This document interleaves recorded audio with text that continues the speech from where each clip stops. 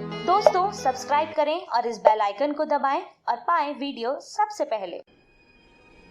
मैं भारत को भारतीयता की मान्यता के आधार पर फिर से खड़ा करना चाहता हूं, उस काम में लगा हूं। आंखें जो है ना, कफ का ही केंद्र है। सबसे बड़ा कफ का केंद्र सिर, दूसरे नंबर पे कान, तीसरी आंख कफ का केंद्र है। और आंख के ज्यादा रोग 99% रोग कफ के रोग हैं। जैसे मैंने आपको बोला ना, आंख में आप बोलते हैं कि हमको कैटरेक्ट हो गया, ये कफ का रोग है। मोतियाबिंद हो गया, कफ का रोग है। ग्लूकोमा हो गया, कफ का रोग है। आंखें लाल हो रही हैं, कफ के प्रभाव। तो आंखों की विशेष देखभाल बच्चों की, ताकि चश्मा ना लगे, अब चश्मा ना चढ़े।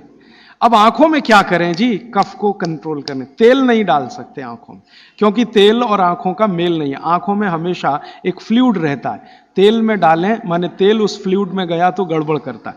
तो आंखों के लिए घी ठीक है, देशी गाय का घी। तो बच्चों को नियमित रूप से देशी गाय का घी आंखों में लगा सकते हैं तो बहुत अच्छा है। देशी गाय का घी ये कफ को शांत करता है। लेकिन आप देशी गाय के घी को उपलब्ध नहीं कर पाते किसी कारण से, तो फिर भागवत जी कह रहे हैं कि कफ को शमन करने वाली एक और चीज है, वो है काजल। काजल माने कार्बन। कार्बन कफ को शांत करने में सबसे बड़ी भूमिका निभाता है। तो बच्चों को नियमित रूप से आंखों में काजल होना ही चाहिए। भागवत जी ने बहुत सुंदर शब्द इस्तेमाल किया है, सौवीर अंजन, उसको कहें काजल, सौवीर अंजन, बहुत सुंदर शब्द है। और भागवत जी इतने दयालु और कृपालु हैं कि उसकी पूरी विधि भी लिख के गए कि बच्चों के लिए जो सौवीर अंजन बनाना है वो कैसे बनेगा।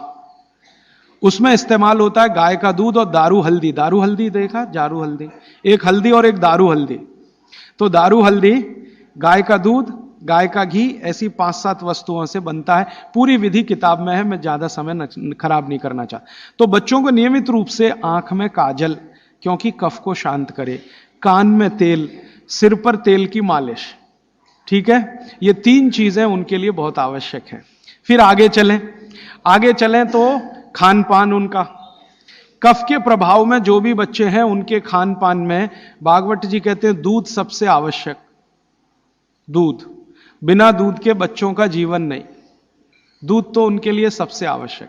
दूसरी कोई चीज उनके लिए आवश्यक है, वो है मक्खन। लोनी कहते हैं, मक्खन कहते हैं, लोनी। और फिर तीसरी चीज है घी, उसके बाद तेल, और उसके बाद जो भी आप साधारण चीजें खा रहे हैं वो। गुड़ बच्चों को बहुत ही आवश्यक है, क्योंकि कफ को संतुलित रखने में जो जो चीजें मदद कर रही हैं, घी है देशी गाय का, दूध है, दही है, मट्ठा है, मक्खन है, गुड़ है, ये सब कफ को संतुलित रखने वाली चीजें। तो ये बच्चों के भोजन में नियमित। अब गुड़